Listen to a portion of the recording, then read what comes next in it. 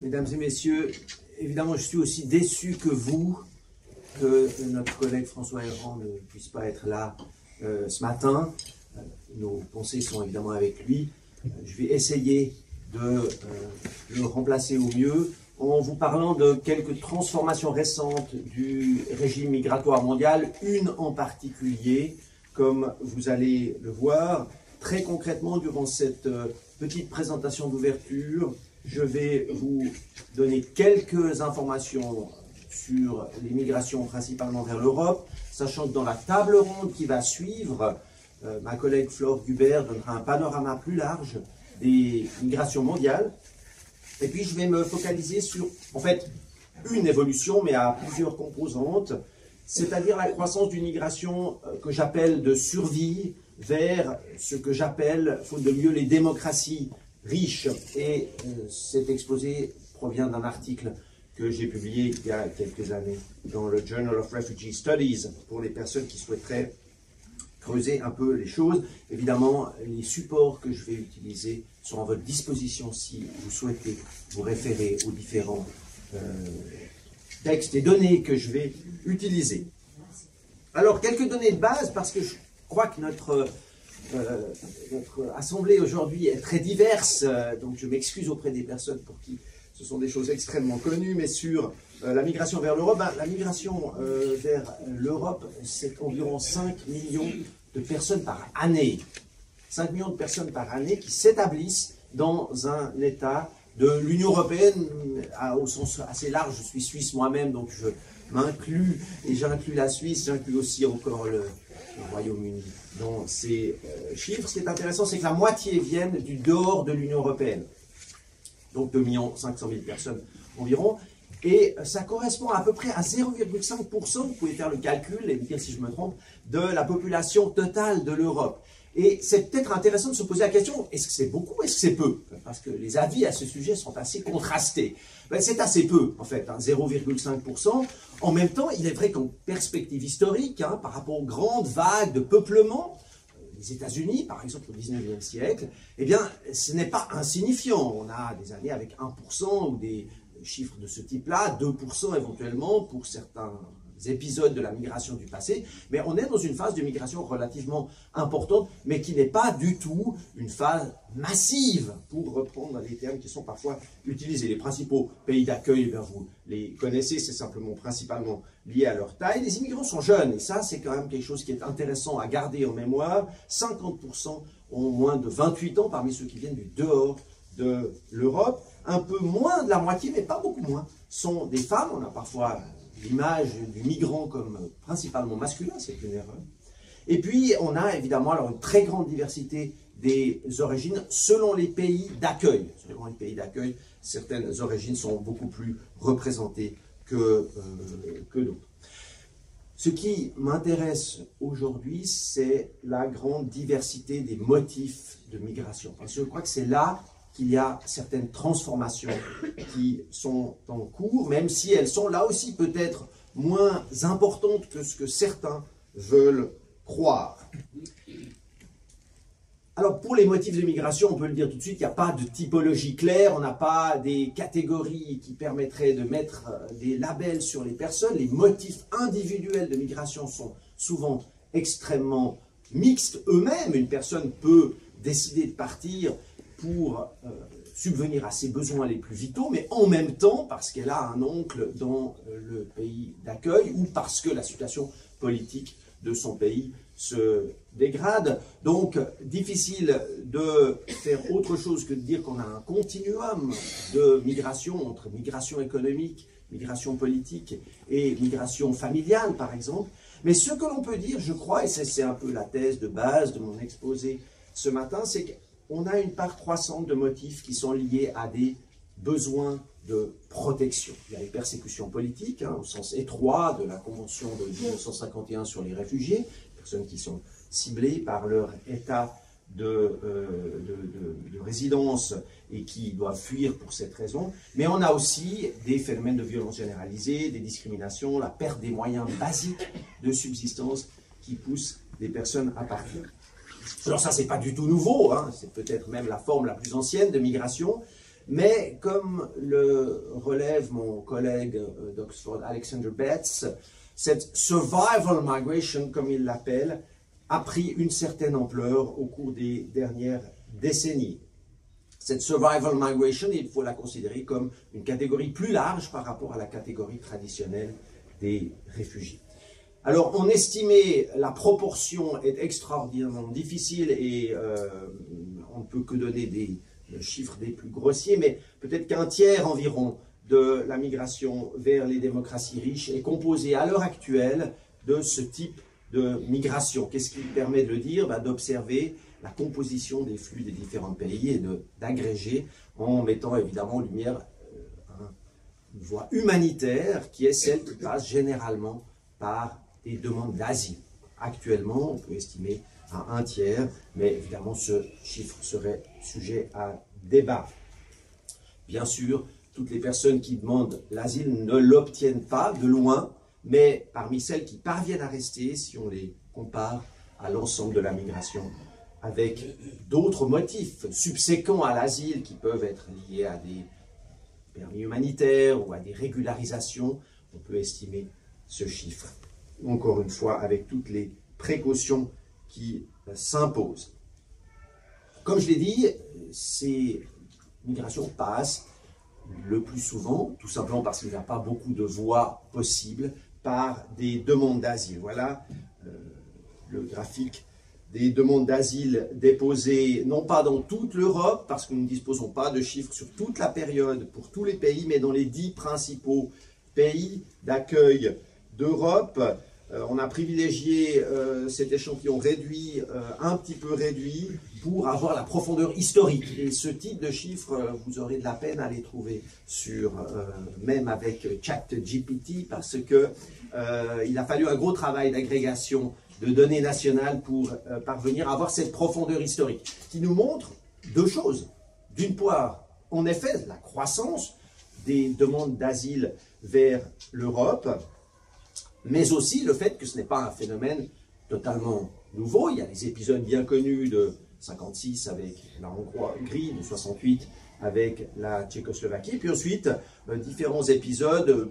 Première grande arrivée correspond à la crise des Balkans, aux alentours des années 90, avec une bonne partie des personnes qui sont retournées dans les pays des Balkans après l'explosion de l'ex-Yougoslavie. Et puis ensuite, au fil des années, différentes origines qui ont été particulièrement nombreuses dans ce qu'on a appelé, de manière peut-être un peu abusive, ou tout au moins qui mériterait une discussion, la crise migratoire de 2015 et 2016. Au cours des années récentes, on a d'abord eu une diminution assez forte des demandes d'asile, puis tout récemment une augmentation qui correspond plus ou moins à ce qu'on avait observé en 2015-2016.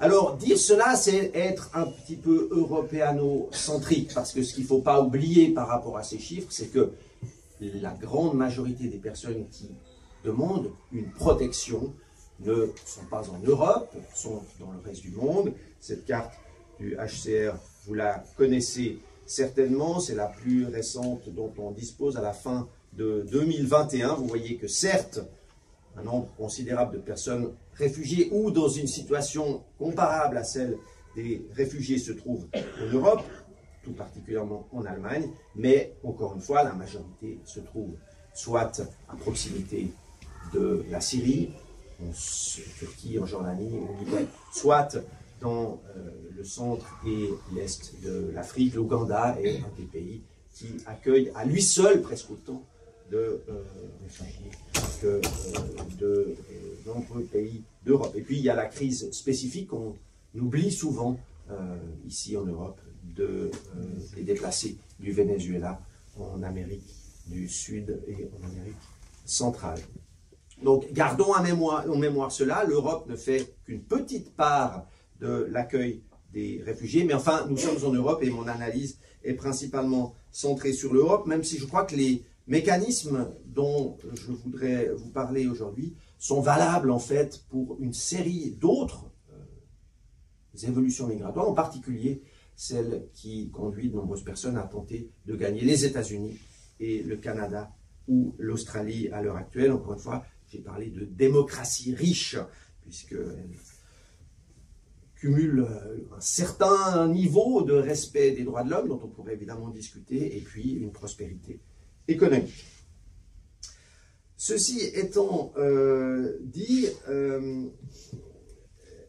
il y a une interprétation fréquente, évidemment, par rapport à cette croissance des demandes d'asile, qui consiste à dire non, ce sont de faux réfugiés, ce ne sont pas des personnes qui correspondent aux critères internationaux, ce sont des migrants économiques, et la conséquence politique est d'en appeler à plus de contrôle, plus de fermeture des frontières. Je crois que cette explication des nouvelles migrations ne résiste pas à une analyse des provenances. Hein. Si on regarde, par exemple, ici, les provenances, les principales origines de demandeurs et de demandeuses d'asile de ces années 2015-2016, on s'aperçoit qu'on a à chaque fois des pays qui sont livrés à des niveaux de violence quand même extrêmement importants, la Syrie, l'Afghanistan, l'Irak. Je n'irai pas plus loin. Si on refaisait l'analyse pour la période actuelle, on arriverait dans une large mesure aux mêmes conclusions. Ce ne sont pas les pays les plus pauvres qui envoient des migrants vers l'Europe, ce sont des pays qui sont soumis à différentes formes de violence au sens large, comme je l'ai dit, de la survie. Alors, après avoir écarté, disons, cette explication un peu simpliste, il nous reste quand même un questionnement, car la violence n'est pas nouvelle. La violence a existé, évidemment, de tout temps, mais surtout durant les décennies qui ont suivi la Deuxième Guerre mondiale, toute une série de pays, sans pour autant susciter de déplacement vers l'Europe. Et ceci alors que la Convention de 51 sur les réfugiés était déjà en vigueur, elle était d'abord restreinte, comme vous le savez, à l'Europe, mais dès le protocole de 1967, la Convention a été élargie à l'ensemble du monde pour la plupart des pays qui l'ont ratifié, qui ont ratifié le protocole. Or, au Biafra en 1967, la guerre civile fait 2 millions de déplacés, en Afghanistan en 1979, l'invasion soviétique, en Érythrée en 1985, la guerre d'indépendance, Mozambique 1992, je n'ai pris que quelques cas parce qu'ils dépassent les millions de déplacés. En Irak encore, en 2007, l'intervention américaine n'a pas fait de déplacés vers l'Europe. Donc il s'est quand même passé un certain nombre de choses qui font qu'aujourd'hui, on a ces demandes de protection qui arrivent jusqu'en Europe. Et c'est évidemment ça qu'il faut analyser d'un peu plus près. À cet égard, je propose 3 explications qui sont évidemment complémentaires et qui ne sont évidemment pas suffisantes pour chaque cas, mais qui sont les suivantes. On a d'abord un phénomène de rapprochement des crises. Je suis géographe, je vais vous expliquer ce que j'entends ici par rapprochement. On a une crise du pacte historique de rétention. On a eu un régime migratoire après la Deuxième Guerre mondiale qui prévoyait une certaine répartition des tâches. Et ce pacte, je vais vous le montrer, a été brisé par les pays des démocraties riches. Et puis l'asymétrie croissante des droits, je vous dirai aussi de quoi il s'agit. Commençons donc par ce rapprochement des crises, qui consiste tout simplement à dire que la globalisation touche aussi les populations en fuite. On a bien sûr encore aujourd'hui une majorité de personnes qui sont victimes de violences, qui ne sont pas en mesure de se déplacer, qui ne sont pas en mesure de fuir. Pensons aux Rohingyas qui fuient au Bangladesh, qui ne viennent pas en Europe, mais un cercle croissant de populations du monde se trouve dans une situation où certains, pas tous, peuvent envisager un déplacement vers des lieux où ils seront mieux protégés que dans le lieu de premier asile ou le lieu où ils se trouvent.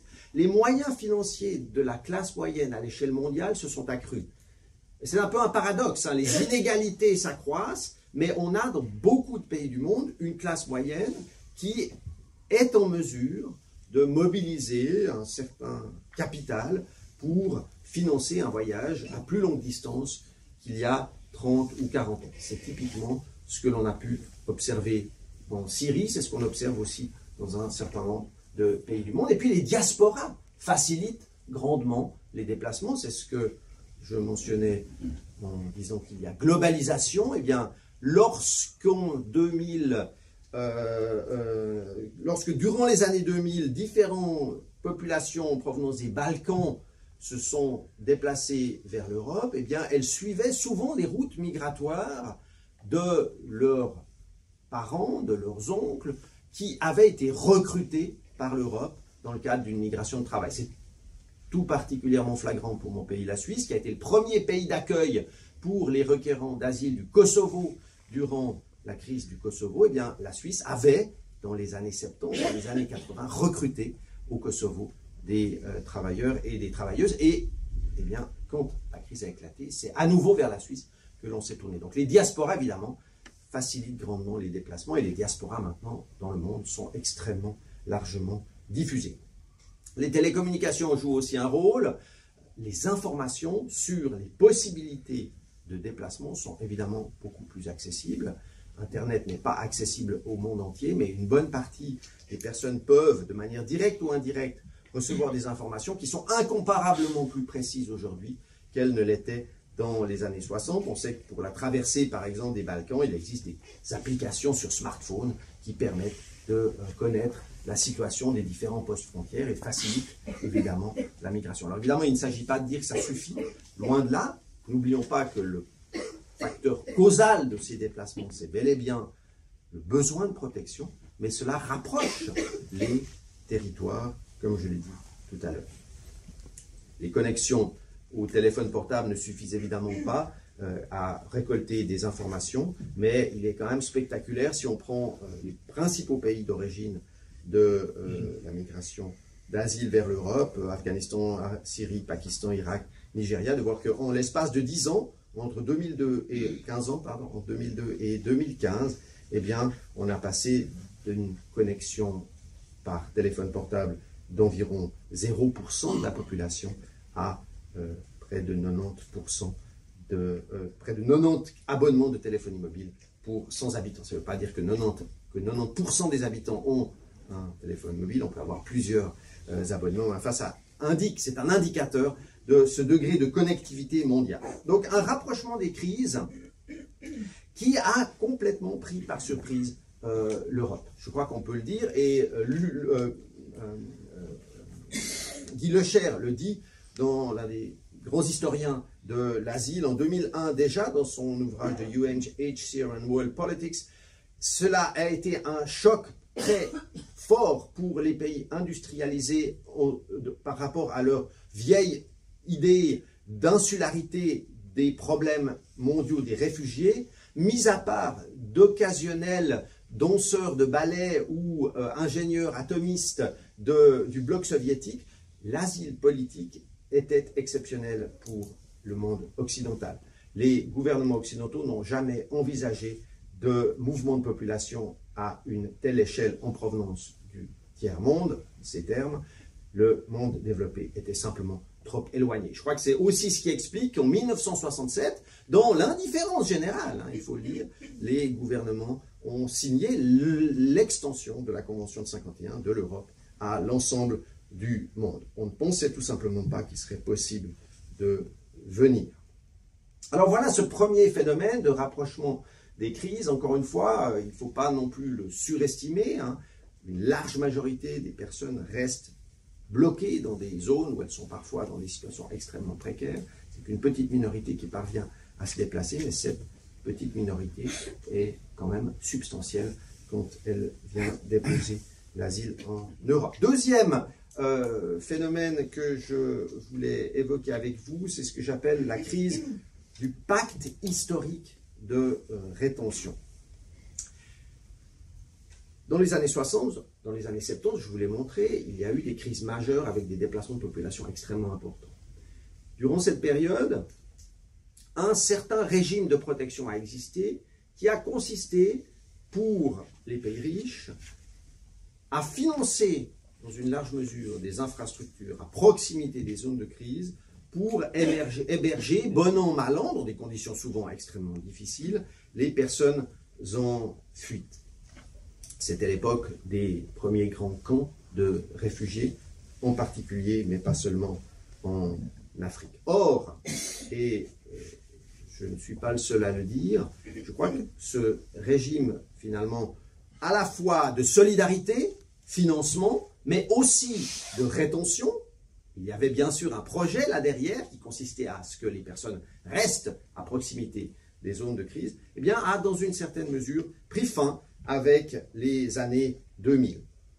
Luc Legout, dans son ouvrage « La réorganisation mondiale de l'asile », relève aussi l'existence de ce pacte, à la fin des années 60, avec l'extension de la guerre froide à l'ensemble du monde, une répartition des tâches est instaurée, l'Occident accueille un petit flux de réfugiés politiques, essentiellement en provenance du monde communiste, les pays du Sud hébergent les flux massifs de réfugiés des guerres locales, ces populations sont accueillies par les pays voisins dans des camps. Or, le financement du HCR a été de plus en plus difficile face à des crises nombreuses durant les années 90, durant les années 2000, et la période 2011 à 2015 est particulièrement problématique à cet égard en regard de la crise syrienne. La crise syrienne a commencé non pas en 2015, quand les personnes ont commencé à arriver massivement en Europe, mais bel et bien en 2011, avec des fuites de personnes qui d'abord se sont dirigées vers la Turquie, vers la Jordanie et vers le Liban. Ici, vous avez le nombre cumulatif de demandes d'asile de ressortissants syriens déposées en Europe, donc qui atteignent à peu près 1 million en janvier 2016, mais qui démarre très lentement durant la première période de ce que j'appellerais la guerre civile en Syrie, et qui ne prennent véritablement de l'ampleur qu'en 2015, le fameux été 2015 dont vous vous souvenez sans doute. Eh bien, quelques mois plus tôt, en observant les demandes qui ont été faites par le HCR, on a des citations comme celle-là au sujet de la crise syrienne. 1,6 million de réfugiés ont déjà vu leur aide alimentaire réduite cette année. 750 000 enfants ne sont pas scolarisés. Par ailleurs, les services de santé vitaux sont trop chers pour beaucoup, y compris 70 000 femmes enceintes. C'était en mai 2015 au sujet des camps de Turquie, de Jordanie et du Liban. L'Allemagne était au premier rang des pays qui ont coupé leur budget d'assistance au HCR durant les années 2013 et 2014, comme le relèvent mes collègues Collier et Betts dans un ouvrage qu'ils ont édité il y a quelques années. Quelques mois après, on a vu les arrivées augmenter vers l'Allemagne. Alors, il ne s'agit pas ici de dire que ces arrivées étaient une mauvaise chose. Je crois que l'Allemagne a finalement tiré parti dans une large mesure de ces arrivées et l'économie allemande s'en est trouvée extrêmement satisfaite. Mais toujours est-il que si on veut analyser les raisons de ces arrivées, et c'est là que je limite mon propos, eh bien on doit constater qu'il y a eu là un changement dans les conditions de la protection qui a pu être offerte. Il se trouve qu'on a aujourd'hui exactement le même type de demande et le même type de situation dans d'autres régions qui hébergent en premier lieu les réfugiés. Je vous ai mentionné l'Ouganda tout à l'heure. Eh bien, dans une publication récente, dont vous avez la référence ici, on relève que sur les 1,5 million de réfugiés qui sont assistés en Ouganda, le World Food Programme a dû réduire les rations alimentaires à 70% en avril 2020, puis à 60% en 2021 et distribuer et réduire les distributions de couverture. On a parfois l'œil rivé sur ce qui se passe en Europe en matière d'assistance aux populations en fuite, mais on oublie que c'est un phénomène mondial. Évidemment, l'une des raisons de cette situation est le manque de pays donateurs pour les budgets du World Food Programme. Alors voilà, la crise du pacte historique de rétention, évidemment, a conduit certaines personnes à chercher une protection plus loin que là où elles avaient pu la trouver en premier après leur fuite. Troisième phénomène que je voulais évoquer, c'est la symétrie croissante des droits. Et là, je vais peut-être vous surprendre parce que une bonne partie des discours actuels sur les droits conférés aux demandeurs d'asile en Europe soulignent les lacunes de ces droits. Et c'est parfaitement justifié. le droit d'asile en Europe n'est pas respecté à la perfection, les conditions d'hébergement pourraient être nettement meilleures. Il y a là beaucoup d'efforts à faire et je salue ceux qui œuvrent dans cette direction. Cependant, si on analyse de manière attentive l'évolution de certains des droits qui ont été conférés en matière d'asile, on doit constater qu'il y a aussi eu certaines améliorations, au sens d'un élargissement de certains droits qui ont été conférés. Les motifs de protection ont été élargis durant ces dernières années, entre autres par l'action des tribunaux, plus que des administrations publiques. Le HCR a aussi beaucoup œuvré à étendre ces droits, ce qui, encore une fois, est une bonne chose, mais a une conséquence qui est qu'à l'heure actuelle, la majorité des demandeurs d'asile en Europe reçoivent une forme ou une autre de protection. Et on ne peut que s'en réjouir, parce qu'encore une fois, les effectifs de population ne sont pas si importants que ça. Hein. On a parlé de 0,5% pour l'ensemble de la migration vers l'Europe et d'un tiers pour une migration liée à l'asile, donc ça donne que 0,2 ou 0,1% de la population de l'Europe. C'est très peu. Mais le fait est que, au vu de l'absence, voire de la dégradation des droits dans toute une série de parties du monde, ça engendre cette asymétrie croissante entre des situations, par exemple au sud de la Méditerranée, et la situation au nord de la Méditerranée. Le problème, évidemment, c'est que ces droits qui sont conférés par l'Europe ne sont accessibles que sur le territoire de l'Europe, au sens le plus géographique du terme. Si vous êtes d'un côté de la Méditerranée, vous n'avez aucun droit. Si vous êtes de l'autre côté, vous n'en avez peut-être pas beaucoup, parce qu'en tant que requérant d'asile, vous n'avez pas beaucoup de droits, mais vous en avez quand même un peu plus. Les jugements des tribunaux illustrent cette tension.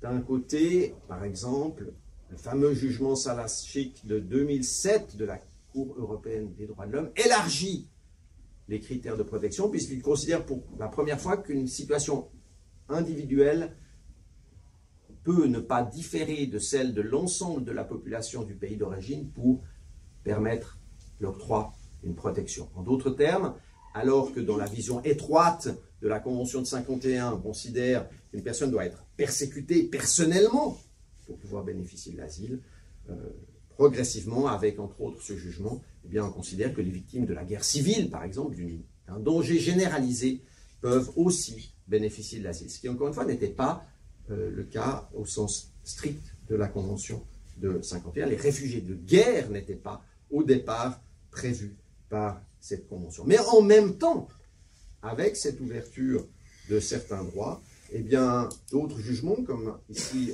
celui de 2017, qui opposait une famille syrienne à l'État belge, eh bien, cette famille syrienne a été déboutée après avoir fait une demande d'asile à l'ambassade de Belgique à Beyrouth, demande d'asile qui a été refusée, alors que, objectivement, si cette famille avait été télétransportée au centre de Bruxelles, elle aurait immédiatement obtenu l'asile. C'est une asymétrie extrêmement choquante, mais qui est vraiment une des caractéristiques fondamentales du régime actuel de protection et qui, malheureusement, explique que vous et moi, tout comme les personnes qui sont dans les pays du sud de la Méditerranée, sur la côte libyenne par exemple, prendrions peut-être la décision de monter dans un bateau pour aller poser le pied sur un territoire qui, précisément, octroie des droits qui ne sont pas octroyés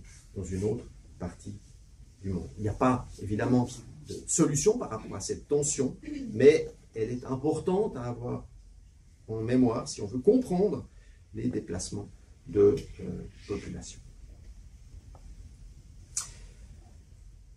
Donc, voici les trois évolutions principales qui me semblent importantes à avoir en tête et qui me mènent à ma conclusion. La migration de survie s'explique d'abord, je sais que je me répète un peu, mais je crois que c'est vraiment important, pas qu'on se méprenne sur mon diagnostic, d'abord par l'intensité des crises et des besoins effectifs de protection, mais elle se différencie d'épisodes de violence passés par un raccourcissement des distances, cette globalisation des besoins de protection, une crise de la gouvernance collective, parce qu'en fin de compte, c'est de cela qu'il s'agit. Un certain régime de protection avec des qualités et des défauts a été mis en place. Il a été bouleversé par un certain égoïsme des pays donateurs. Donc c'est une crise de gouvernance collective.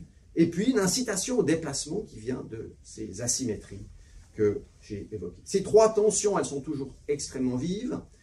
Elles expliquent que la migration de survie se poursuive et qu'elle se poursuivra à l'avenir. Et elle pose évidemment toute une série de questions auxquelles, malheureusement, je n'ai aucune réponse. Mais un bon diagnostic est peut-être une première étape. Afin de trouver les bonnes réponses, faut-il réinstaurer les distances? C'est la solution prônée, par exemple, par le pacte entre l'Allemagne et la Turquie qui a suivi la crise migratoire de 2015-2016. On remet en place la rétention des personnes à proximité des pays d'origine. Je ne crois pas que ce soit en tout cas une solution viable dans de nombreuses parties du monde, mais peut-être que dans certains cas, une amélioration de la protection sur place doit quand même être envisagée. Faut-il offrir d'autres formes de protection?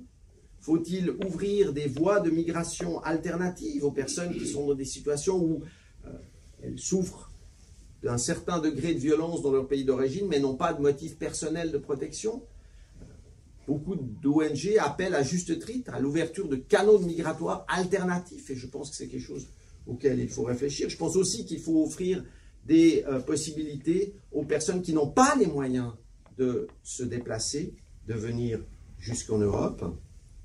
La réinstallation de personnes particulièrement vulnérables en provenance des zones de conflit est aussi quelque chose qui a paradoxalement diminué au cours des années récentes, alors que c'est précisément un moyen d'éviter que les personnes ne soient conduites à faire des voyages extrêmement dangereux. Donc toutes ces questions sont ouvertes, on va en aborder quelques-unes lors de la table ronde. Encore une fois, je pense que nous ne sommes pas en mesure d'y apporter des réponses, mais par l'échange mutuel de compétences, j'espère que la communauté scientifique peut apporter certains éléments de diagnostic un petit peu plus approfondis que les stéréotypes consistant à voir simplement d'un côté la nécessité d'une fermeture plus grande de l'Europe, ou au contraire d'une ouverture généralisée des frontières. Merci beaucoup pour votre attention.